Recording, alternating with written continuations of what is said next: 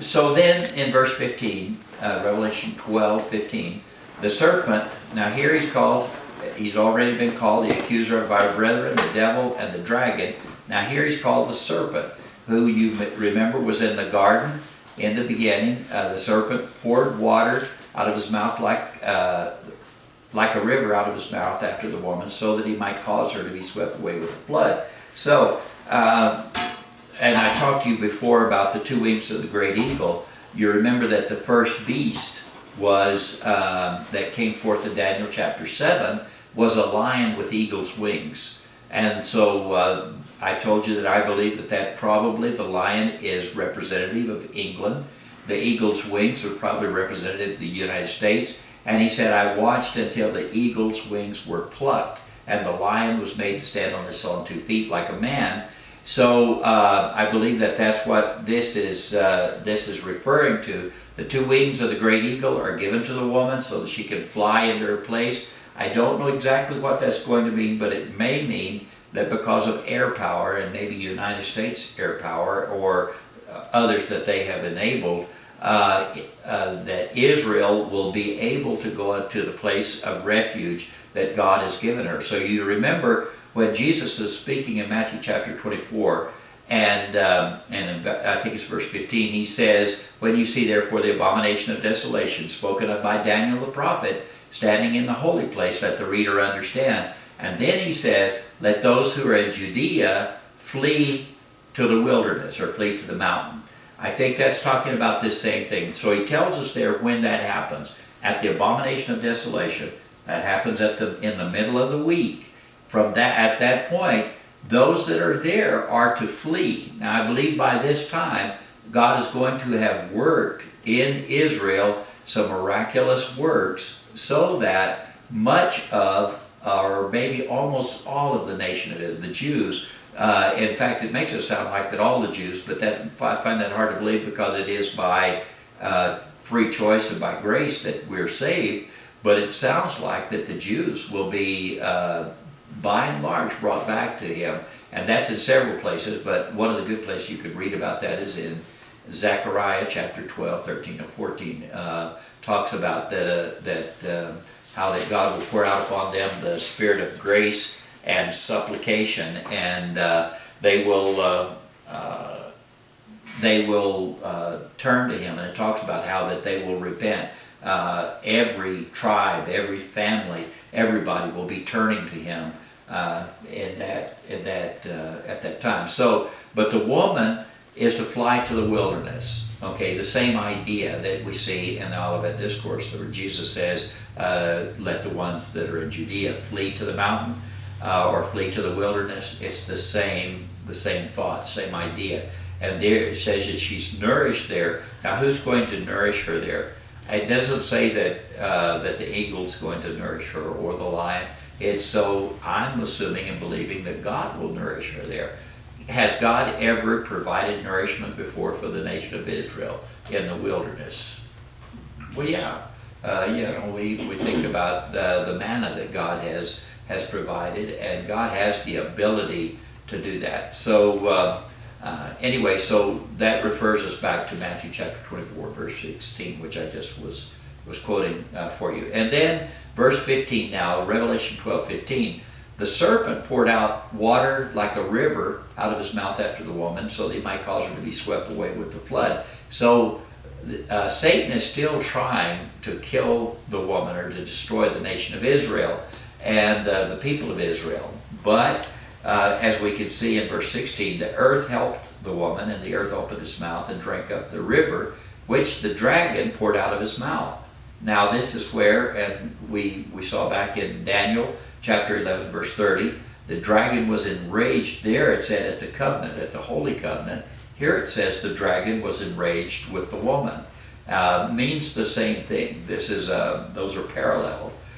So the dragon's enraged with the woman, and there it says that when he's enraged with that holy covenant, it talks about that he'll set up the abomination of desolation, and then it says the people who know their God will display strength and take action. That's in Daniel chapter 11, verses, I think it's verse 31. that it tells us that. So he went off to make war with her. But if God is providing nourishment for her and God has taken her into the wilderness, it stands to reason that God is protecting her there. He cannot reach her. Who can he reach? So it says he went off to make war with the woman, but went off to make war with the rest of her children. Now notice this: the rest of her children they are described as those who keep the commandments of God and hold to the testimony of Jesus. Very important.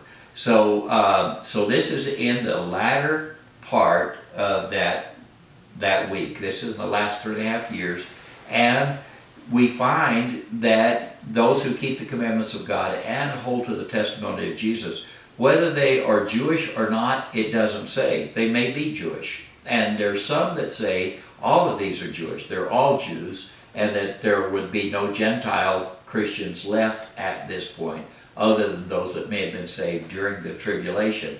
Others would say, which I would hold to this as well, that this is talking about all the Christians that have not fallen away. There's going to be a great falling away, Jesus described, and the love of the most would grow cold. But these are the ones that endure to the end. They keep the commandments of God. They hold to the testimony of Jesus. They have it, they hold it, and so that's who they are.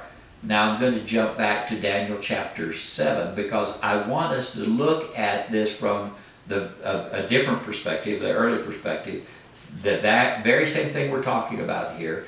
And in Daniel chapter 7, we find it in two different places. So we'll find Daniel chapter 7 verse 7, but also Daniel chapter 7 verse 24. Daniel 7 and the verses that follow it are the revelation given by Gabriel to Daniel, and then Daniel didn't understand. So Daniel, as he many times does, when he's received a vision, he will ask, I didn't understand the vision, so explain it. And so Gabriel then will give him an explanation of the vision. Does that make sense?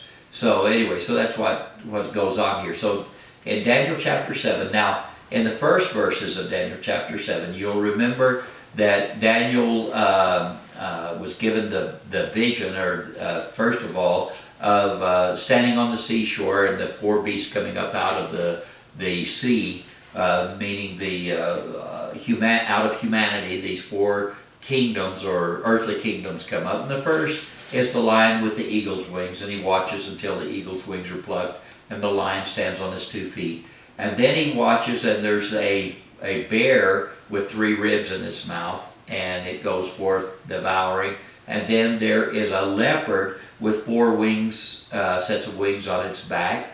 And then there's a 4th beast. That 4th beast is not described as any kind of an animal. It is a beast that has all characteristics of all of the others, and yet it is different than all of the others in that it encompasses the whole world. The entire earth is brought under subjection to this last beast, the 4th beast. And so he begins to talk about the 4th beast. He said, I kept looking in the night visions, and behold, a 4th beast, the way he describes him. And notice, Daniel is trying to tell you this beast is the most terrible thing that he could imagine. He can't imagine an animal, a snake, a lion, anything, dragon, anything as bad as this beast is. This is worse than anything that he can imagine. It's dreadful, it's terrifying, extremely strong. It had large teeth. It's devoured, crushed, and trampled down the remainder with its feet. And it was different from all the beasts that were before it. It had 10 horns. And so he's talking about it, and it's a dreadful image that you get. And so Daniel can't, very seldom does Daniel's words fail him to be able to adequately describe anything. But this is so bad that it's almost impossible to describe. Now in Revelation, in a little while we'll read about it, and it shows that it said that it had large iron teeth. It indicates in Revelation that it was the mouth of the lion. and the mouth of the lion is able to rip and to roar, but it has large teeth. I've always taken that to mean it probably that the Antichrist kingdom, the kingdom of the entire world will probably be brought under the English speaking. In other words, that just like they do today, that it will be the language of the entire world pretty much at that time. But it also means that it is very, very strong. It devoured, crushed, and trampled down the remainder with its feet. The feet, it says, are the feet of the bear. So the feet of the bear would mean, we've talked about that the bear is probably represented in Revelation chapter 6 as the rider on the red horse, that it is talking about the communist or former communist nations or communist nations, which would include China, North Korea, Russia, and others of that kind. That is what devours, crushes, and tramples them down in Revelation. In chapter 6, it talks about that the rider on the red horse will take peace from the earth. He's given a great weapon with which to take peace from the earth. I think that's a parallel to this as well in Daniel 7:7. Okay, different from all the beasts that went before it, in that it had 10 horns. Now, if you want to know what the 10 horns are, in verse 24, when he is interpreting for Daniel the dream that he had, Daniel is told that as for the 10 horns, out of this kingdom 10 kings will arise, and another will arise after them. He will be different from the previous ones and will subdue 3 kings. So there's 10 horns means that there are 10 kings. Now there's also going to be 7 heads. Why 7 heads? Because